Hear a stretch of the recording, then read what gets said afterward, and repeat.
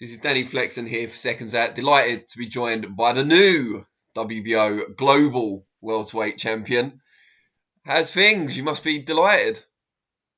Yeah, it feels even better being very underestimated in the build up to this. And the bookies had me quite a big underdog in the end. And the boxing world, I was watching polls all week on Twitter.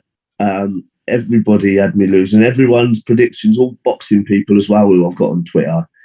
Congo, they predicted Congo to beat me and all stuff like that. So to be able to do it on the biggest scale in boxing, so I've proved people wrong before many times. I have, I've been the underdog many times, but to do it on the biggest stage against a good, credible fighter in Chris Kongo, it feels so good. I was a little bit emotional afterwards, and I watched it back last night. It was a very animated interview and stuff afterwards and that, but it means so much to me, like having all this success that I'm having, like every fight, every win I'm having, it's a tough fight. So like for me and my family, that win on the weekend was massive. How significant was it on the fight when you dropped him in the first round? Not just in terms of getting a 10-8, but just mentally and imprinting it on his mind that you could hurt him and that would be the case for the rest of the fight. Yeah, in the build up, like everybody underestimates my strength anyway. Like it's every interview I have, it's like, oh, you've only knocked two people out or whatever. And I always say, don't underestimate me. And I said in interviews, like he was underestimating me. He said, oh, he stopped two people. He can't hurt me. He can't stop me. When I predicted that I could probably stop him in the fight. So I don't think he was, I don't think he respected my strength at all, my power tools. So to do that in the first round mentally was a great thing, without a doubt. So yeah, like, but after that, I listened to instructions and I had a game plan. It, like, to the average person, it probably wasn't a great watch, but to somebody that can appreciate skill set and can appreciate two foxes trying to outfox each other, I'm guessing it was a very good fight to watch. But to the average person, it was probably like boring. But the thing is, I done what I had to do to win. Like for me, it was like winning's the most important thing. Like it don't matter how I win, don't matter how I look. This is my big opportunity, so I need to win, and that's what I did. It was pretty nip and tuck, as you alluded to there, after the knockdown. Then it seemed like you clearly won the last couple of rounds. Did you feel you needed to win those last two, or did you feel you were far enough ahead that it didn't matter at that point? I thought, like the close rounds, I thought I could have been pinching them, to be fair. But my dad was telling me in the corner, like he was being strict on the scoring himself in the corner because obviously we was going over to a Matchroom show against, we were the B side, and we know what it can be like recent results and stuff on them type shows. So he was having it to me hard, and he said after the fight, it's a tight fight, but the body language says everything. I thought that I won the majority of the close rounds. And then obviously the couple of rounds that I definitely won. So if you look at it, like our body languages afterwards, he was the one that didn't look like he had got it, and I knew I'd won. Um, so yeah, like when they was reading the scores out and they read the wide one first, I was like, right, it's got to be me. There's no way they could rob this from me. And then when I got back last night, the first thing I'd done was watched it back because there were a lot of close rounds where not a lot were happening. True. But he wasn't really catching me. Like he wasn't really catching me, and all the eye catching shots were from me. Or there wasn't a load throughout the fight, but I did the better work. He just looked better, like he had a nicer looking style and stuff. So I actually scored hit. I scored it 2 rounds to him, one even, the rest to me, including the eight, like the 10-8 round as well. So I scored it like 98, 93 myself. And obviously I'm going to be biased, but it was a close fight. Definitely like close rounds, but you can't deny who won that fight without a doubt.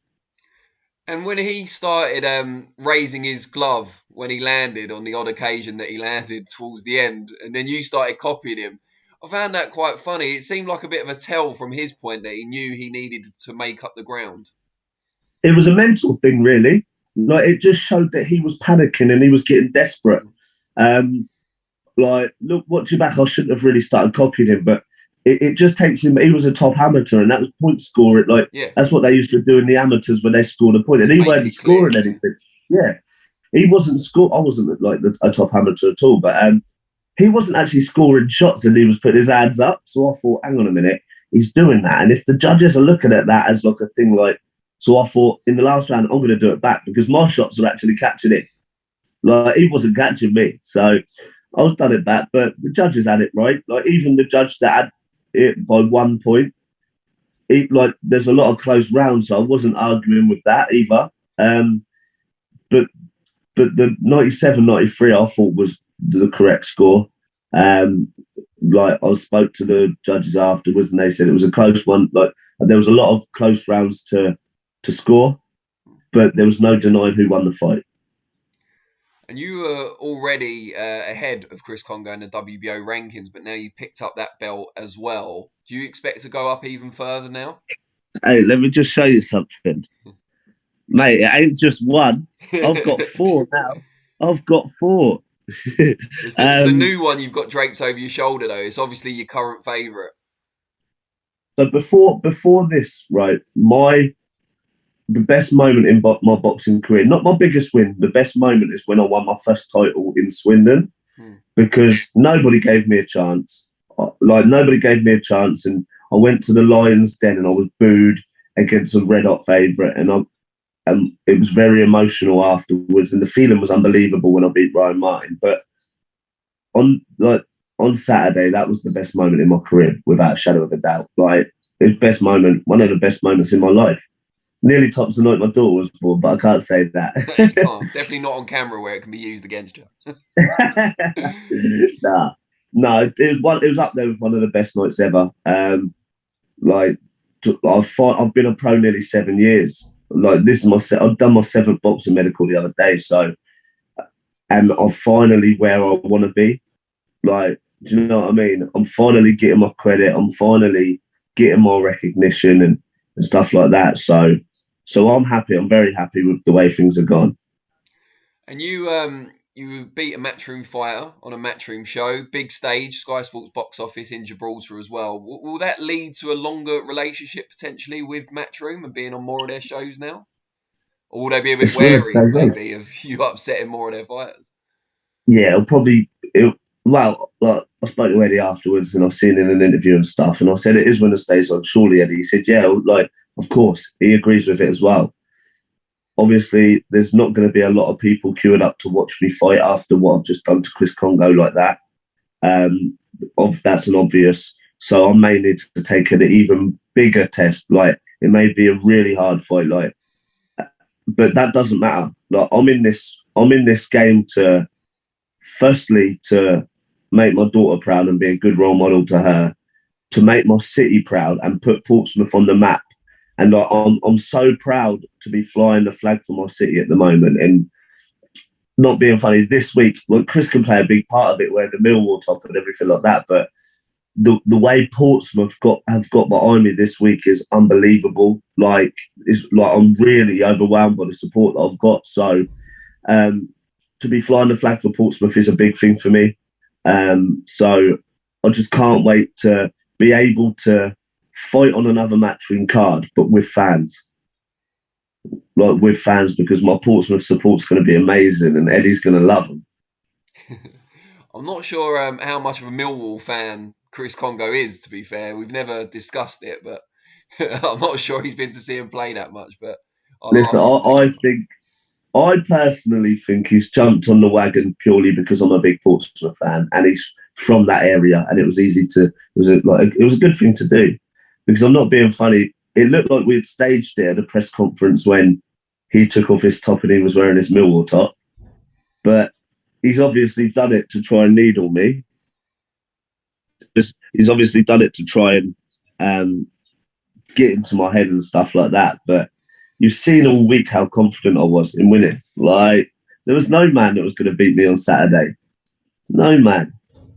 So what do you think might be next? You've said maybe an even bigger test. You've said you hope to be back on a Matchroom show. Is there any one in mind? Is this when you want me to call people out? If you don't mind, yeah. I've got like the welterweight division's lit up, Danny. And like I've got respect for every single one of them. Even the people that want to be disrespectful to me, like I've got respect for them. Like it's a great time to be a welterweight. You look at the names like Conor Benn, Josh Kelly, Florian Mark, Chris Kongo. They're the names that get all the publicity and all the media. But then there's names like just behind us, like Chris Jenkins, who's a British champion. I don't think gets a lot of credit. Echo Suman, who's fighting for the British. Liam Taylor, Lewis Crocker, who's an unbelievable talent coming through. He's a great fighter. Sam Antwi won the English title the other day. That he was a bit like me. He was finding it frustrating to get an opportunity, and he was ranked really low down, but he was a good fighter. So now he's got what he deserves as well. So it's a great time to be in a good mix. Like the guy that beat Sam Gilly the other day, he must Danny be Ball. in the mix. Danny Ball, because Sam Gilly's a good fighter too. Like I've sparred Sam Gilly in this camp. He's a great fighter. So like it's a great time to be a welterweight, but there's no denying a win against Chris Kongo's put me to the top of the tree. So whatever happens next has to be able to either push me on even further, or it's got to be worth it financially, you know? So not only have you avoided calling anyone out specifically, Because you've just like, given people praise call out to pretty Martin. much every other welterweight in the country. I have. Because like, look at it as a fan. What a time it is to be a welterweight if everyone wants to fight each other. Now, there's a lot of talkers. There's a lot of fakes in boxing, and there's a lot of people saying, I'll fight him. Now, the only two people that have actually fought each other in the top 10 is me and Chris Kongo. So you can argue me and Chris Kongo are the two realest out of them all at the moment. So until they start fighting each other and stuff like that, well, I can't really have a bad word to say about them, you know, not yet. It's a good time. Like I just want to push my career on. I've been like, all these guys are talking, I've been in the top 10 over 3 years. Actually, I've been in the top 10 since I beat Ryan Martin, I think. It was like 4 years ago. Like, but I've only just started getting what I deserve. So, like, unless it benefits me, like Florian Marku, he boxed really well a couple of weeks ago, but he's still a 9-fight novice. So, like, why would I want to fight a 9-fight novice unless it's paying very good? Because I see that as a step back from Chris Kongo. And that's no disrespect. Do you know what I mean? That's no disrespect. Like I just think that's a fact. But we'll see. Whoever, like, I'll fight anyone as long as it suits me. Like if it's right financially, or if it's going to push my career on, that's all I'm interested in. Good stuff. Well, appreciate your time. Obviously, congratulations once again. New WBO Global Champions to add to the hall of belts that we can see in the background. Yeah, great stuff. I've put them on my bed. Like I feel really sore. Like I've genuinely. It wasn't a physical fight, but like I feel like I can't move my back. Like I'm just laying down. I feel need some TLC a little bit. But you know, like for me now, it's Easter next week, and I've been on a diet for 9 weeks, quite a strict diet for 9 weeks, and I promised my daughter I'll enjoy Easter with her and we can eat some chocolate. So I don't really want to call anyone out, and I don't really want to think about who's next until after I've eaten my Easter eggs. Yeah, well, you might be a middleweight by then, so you might want to wait and see. Look, to be fair, I entered the camp for Chris Kongo lighter than I had done for my last 5 fights. And that was after Christmas. And do you want me to tell you something quickly, yeah? Yeah. At the beginning of January, I was COVID positive, right? Oh. And I was isolated and because I live with my brother, he had to isolate for 10 days as well. He didn't catch it. But I was really rough in January. And the day I was allowed out from COVID, I got a phone call from Lee Eaton. And he said, like, I was negative, but it was the day I was allowed out. I'd isolated for 10 days. And Lee Eaton said, will you fight Chris Kongo in 6 weeks? I got my running shoes straight on, and that's the first thing I did when I left the house. And then obviously we had the 3 extra weeks, but the day I was allowed out from isolation was the day I got the call for Chris Kongo. That must make you kind of believe in fate and that everything happens for a reason. Yeah, genuinely, everything does happen for a reason. And everything I said in the build up to this fight, I made come true. And like, I made come through because I believe in myself and I've got a great around me. Like, I do work very, very hard behind closed doors. So, like, the world's my oyster now. The world's my oyster. So I'm just excited for the future. Good stuff. Well, yeah, so are we. So enjoy your Easter with your daughter, of course, and then hopefully we'll get to see you back in not too long. Brilliant. Nice one, Danny. Cheers, mate. Take care. Always a pleasure.